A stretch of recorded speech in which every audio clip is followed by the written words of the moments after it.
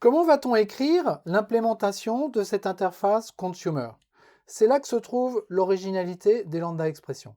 En fait, on pourrait très bien créer une classe, implémentation de consumer, déclarer que cette classe implémente consumer, et puis implémenter classiquement cette méthode accept en lui donnant un corps de méthode. Mais ce n'est pas comme ça qu'on va faire. D'abord, on va créer une variable de type consumer, et quand on fait ça, il faut donner une valeur à la variable t qui se trouve ici. Je vais créer par exemple un consumer de chaîne de caractères en déclarant comme ça que c'est un consumer de string.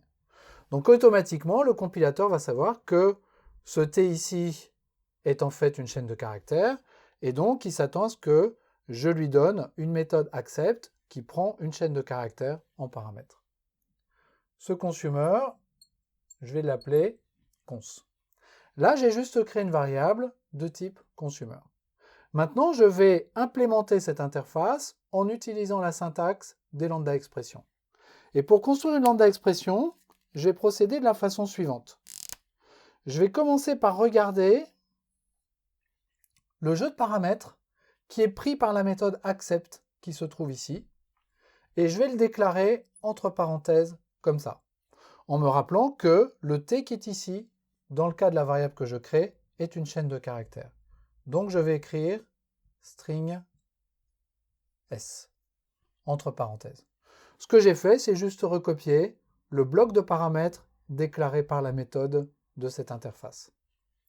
Et puis après, je vais dessiner une petite flèche qui est en fait le moins, le tiret, le moins de l'opération soustraction, et puis le signe supérieur strict, qui est donc cette espèce de parenthèse triangulaire.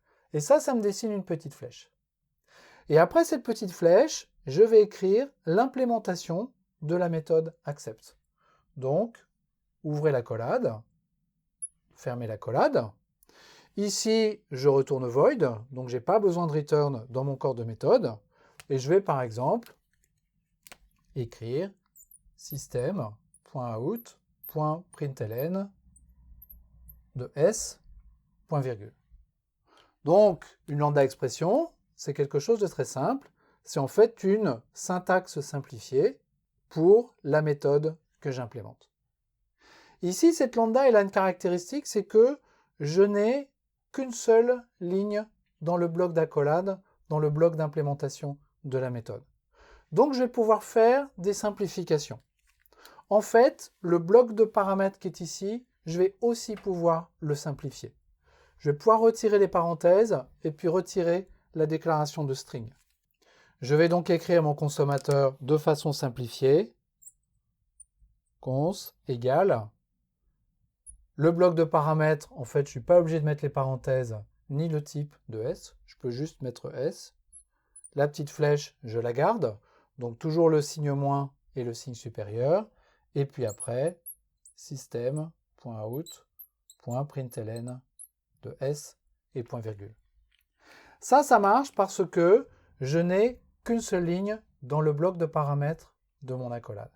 Et d'une façon générale, quand on va écrire des lambda expressions, on va essayer de pouvoir les écrire comme ça, c'est-à-dire avec une implémentation la plus simple possible, si possible avec une seule ligne. Donc cette syntaxe, c'est ça, la syntaxe des lambda expressions, c'est une nouvelle syntaxe introduite en Java 8 qui n'existe pas auparavant et qui est maintenant utilisée absolument partout, à la fois dans le JDK et dans les applications.